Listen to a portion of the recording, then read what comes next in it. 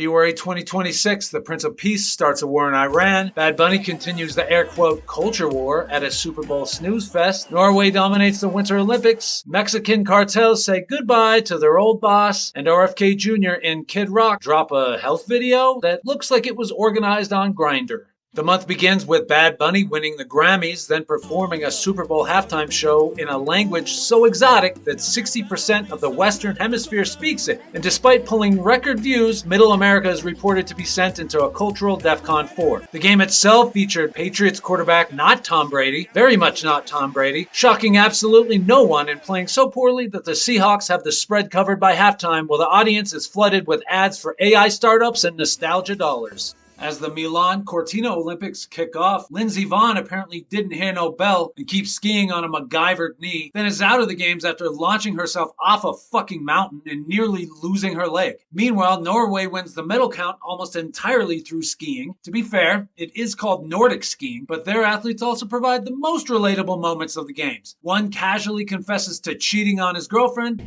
Today I made the choice to tell the world what I did.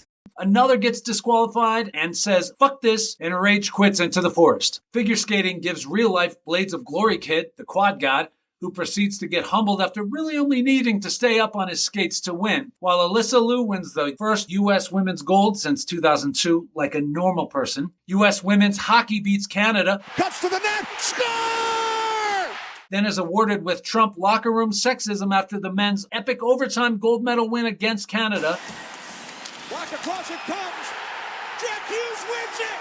The golden goal for the United States. Who then proceeded to award the men cold McDonald's at the White House for their fealty. Other sports news, the NBA All-Star Game featured players who were not completely apathetic, so that's progress. Meanwhile, about a third of the league is already tanking with 20-something games left because nothing says competitive spirit like losing on purpose before March. Jaren Jackson Jr. and Lauri Markkanen were combining for 49 points, and the star duo didn't even play 1 second in the fourth quarter. Also, spring training starts, baseball's back, fans are happy, ratings up, and somehow in the distance, somewhere, the league whispers about a salary cap lockout next season. Baseball is like that friend who throws sand in your eyes just to see if you can still walk. And in perhaps the most beautiful corporate synergy of our time, the Atlanta Hawks have partnered with Magic City, a strip club, which raises a very wholesome question. If the Hawks score 100 points, do the children receive lemon pepper wings? In entertainment news, the Rock and Roll Hall of Fame nominees came out. Phil Collins, Mariah Carey, Pink, and Wu-Tang Clan.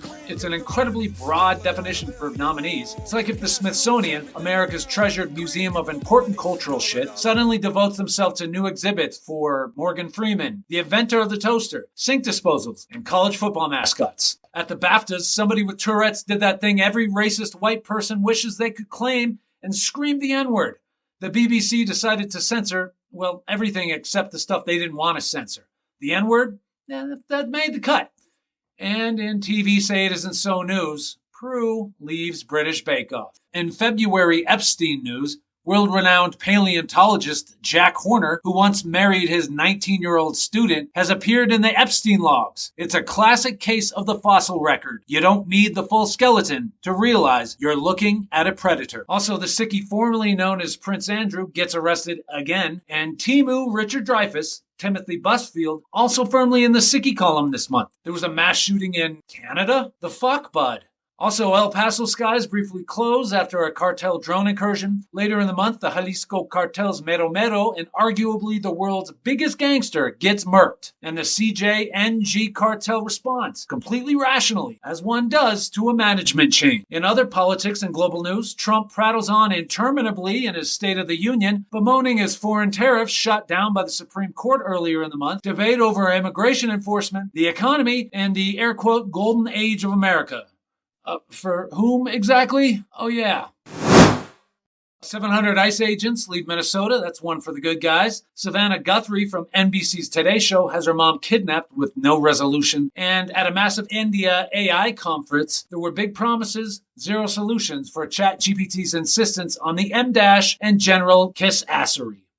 In business and corporate moves, the clothing chain Eddie Bauer creates Paisley panic as it files for bankruptcy, quitting on quilted vests and sending every Brock, Tucker, Tanner, and Turner running to the nearest outlet before doors are shuttered. Won't someone think of the lawyers and their lake house wardrobes? Also, real journalism continues to erode as the Washington Post enacts layoffs. I was just laid off by the Washington Post in the middle of a war zone. I have no words. I'm devastated. And Paramount outbids Warner Brothers in a $110 billion deal, backed by bottomless conservative and Middle Eastern oil money. Hey guys, get ready for Wegovy and Valtrex ads while you watch The Sopranos. Rounding out the month, it was chaos on 4 paws as Penny the Doberman takes the Westminster Dog Show crown, absolutely bodying that whack-ass Chesapeake Bay retriever. And in Making America Healthy Again news, Kid Rock, with his unmolded clay physique, does push-ups in a sauna, while the old but weirdly jacked RFK Jr. rides an exercise bike shirtless